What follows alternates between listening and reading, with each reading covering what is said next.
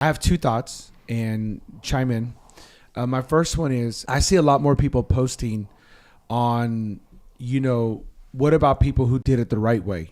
They had to work for it. They had to pay for it. I do think they have a legitimate rife here. They have a legitimate case here. Like, hey, if we had to work for it, you should have to work for it.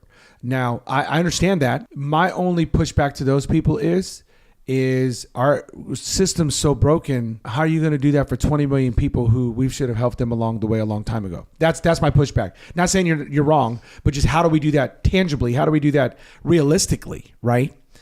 So that's my first question. I think they have a valid point. And then number two, and this might be a little bit trickier for you guys, okay? I don't know, maybe it's not. But would we be feeling this way if it was any other nationality? So in other words, and you can pick either one you want to talk about, okay? In other words, you saw the Mexico flags down on the freeway and in the protest. Would we feel that way if those were Chinese flags? Would it get as much publicity and as much run if it was Iraqi flags, Somali flags? Are you seeing where I'm going with this? German flags. Would you get any run if it was German flags?